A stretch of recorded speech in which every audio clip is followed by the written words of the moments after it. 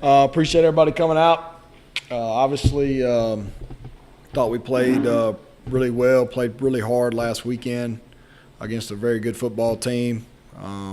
Excited about the start. But so with now, we got to move on to the next one, first road game of the season. And it's going to be a tough challenge to go on the road for the first time and play against a shorter team that I'm sure is very hungry to get their first win of the season. They are a dangerous football team. They've got some talent. Quarterback's making good decisions. They've got a couple of good receivers that are making plays. They've got a dangerous running back in B.J. McCoy. We all know how good he is. He's hurt us in the past. And their defense is very, very multiple. So it's going to be a challenge. You know, we played well at home, which is a good thing, but you know, it's a question of how we're going to play on our first road trip. So a lot of questions to be answered this Saturday in Rome, Georgia. Coach, you've always liked taking your teams on the road. Mm-hmm. What is it about that makes you enjoy that experience and that road games? I just think the way we do it here. I think that we've got a pretty good plan. We try to get a lot of work in before we leave. So that we can eliminate distractions. And I like getting the whole team together. And, you know, you're getting a feel of getting them in a hotel and getting them away from everything. And you can kind of keep your thumb on them a little bit better than a home game, to just be honest with you. So I think there's less distractions sometimes on a road game. And that's if you can handle your business Monday through Thursday here, then when we get on the bus Friday, you know, basically all you're focusing on is playing football. And I think if you do that the right way, then you can play with a lot of focus and a high level of energy. Shorter historically for a long time was predominantly run team, had that option attack. The last couple of years they've been trying to get more committed to the pass. From what you've seen on film and last year, would you say that system is improving? No question. They're getting a lot better. You know, like I said, they've got a couple of guys that are catching a lot of balls. Quarterback's making good decisions. I think he's only got one interception on the year and 83 attempts. So they're getting better. There's no doubt about it. And they're very hard to prepare for defensively with all the stuff that they do. They give you multiple fronts, multiple looks, and you know, they're a good football team. They just you know, a little unlucky a couple of times this year. And they started the game out on the road at Florida Tech, which is a very tough place to play. And, you know, they've got the ball down there and they don't score, and then they turn around and get a pick six to start the game. Got a lot of momentum early, and to Florida Tech's credit, they bounced back because that's, you know, they're a really good team. So we got a work cut out for us this week. Coach, you talk about that multiple defense. Does anything change for you offensively for your team, the approach, or how do you go about trying to attack so many different looks that they throw at you? Great question. We always, Cody, as you know, we're kind of about us. We worry about us and our tempo. And, you know, the thing that people don't understand about tempo is it's about the first downs. You can make first downs. You can keep drives going. You know, it's usually not the first 2 or 3 plays that get a defense tired. It's the 6th, 7th, 8th play of a drive, which is what we were able to do last week. So we've got to focus on maintaining drives and just focus on getting better this week. And you know, working on execution. You know, we weren't very good in the red zone last week. PAT field goal was not where we wanted it to be, and a lot of that's to West Georgia's credit. They blocked one, great effort by their young men there, but we've got a lot we can work on, and it always starts with us, and it's about us. Coach, your guys are first in the GSE in rushing offense and defense. Are you right on schedule? Is that something you're surprised to see, or is it still too early to kind of judge those numbers? I think it's a little early to judge those. You know, it's obviously good, but folks, we played 3 games. I mean, we've still got over half our season left, and it's a long season, and it's definitely a marathon and not a sprint. And you know, everybody's still up. This thing is not over by any means, by any stretch of imagination. This is going to be a dogfight. Our league is very balanced. I think it's going to be tough week to week. We've got to show up and play every week, and that's what makes this conference so great from a football standpoint. So we've got to go on the road for the first time and focus on us and focus on – starts today at 3:45. We go out there to the practice field, and we've got to prepare over the next 3 days physically the way we're supposed to, and then then it becomes a mental game Friday up until kickoff. So, so far our team has done a good job of switching gears, and they understand what's next, what's important now. We talk about that all the time, and what's important now today is a good physical work day of introducing game plans and what Shorter's trying to do, but more importantly, working on our things and special teams wise, shoring up things that we need to get better at. Coach, talk about the play of your secondary defensive backs. They've had Playing really well. Playing really well. They've faced some pretty good passing teams now. A team Shorter that wants to pass it. How are they going to step up even more this week? I think they'll be up for the challenge. I think they'll be excited. Those guys challenge every day. I mean, it's going to be 7-on-7 today will be a great challenge. 1-on-1s will be a great challenge today. Perimeter drill will be a great challenge when we're going good versus good. Those guys just like to show up and play. I'm really proud of them, and Coach Thompson, Coach Best, Coach Partridge, obviously all those guys, they've done a great job on the back end this year. I think that's a big plus from where we were a year ago. And a big thing that we keep harping on, I think we're +4 now on turnover ratio. If we can come back at, if we can add to that number this weekend, we'll have a good chance to be in the game, and that's what we've got to try to do each and every week. The West Georgia game, the previous games, y'all were right at 11 to 12 penalties, over 100 yards a game against West Georgia. Yeah, we talked about that. I remember that, Andy.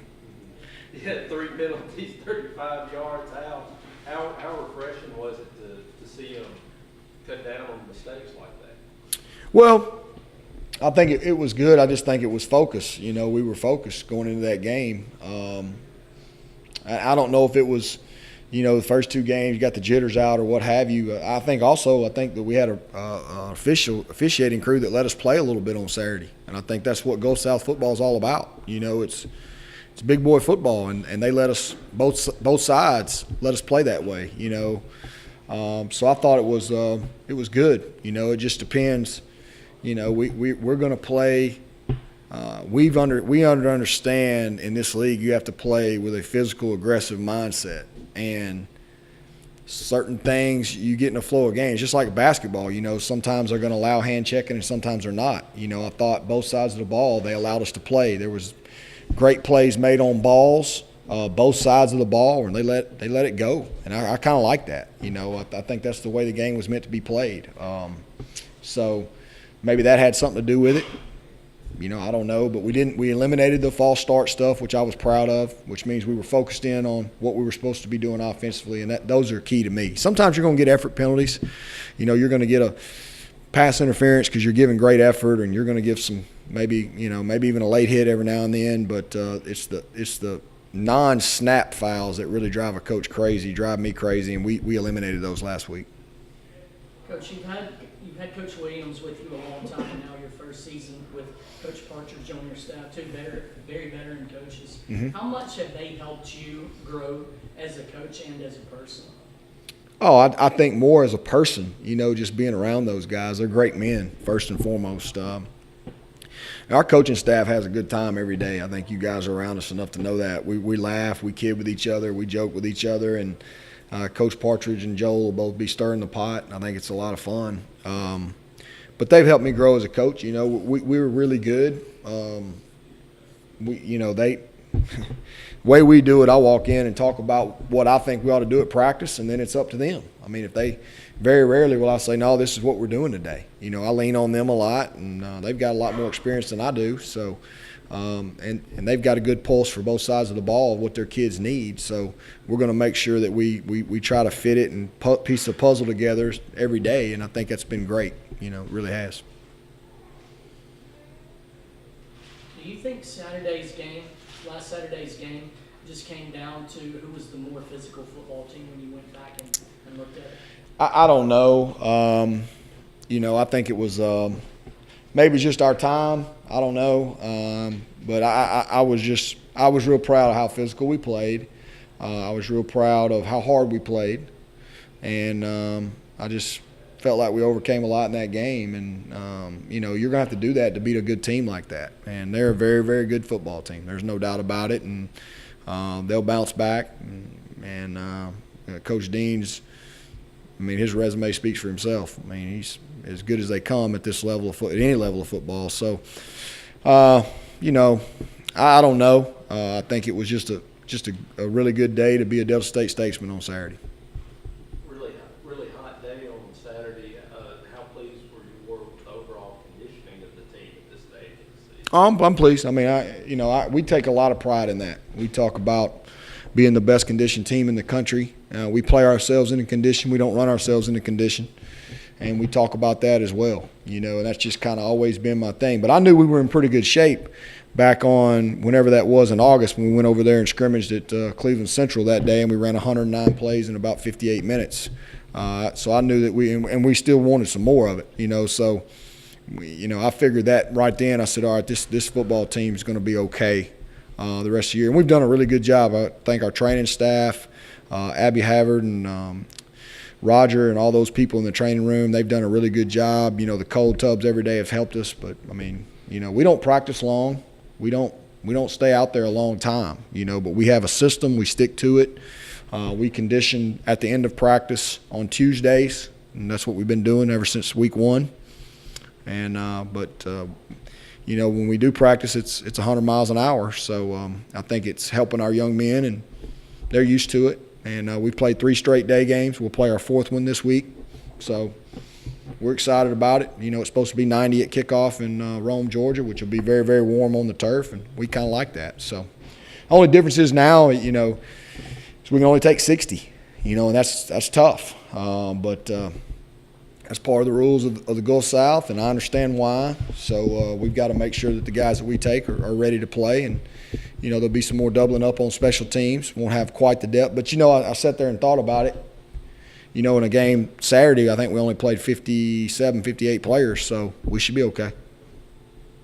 You've said it a bunch of times this year. I can't even count how much your team loves to just get out and play and practice.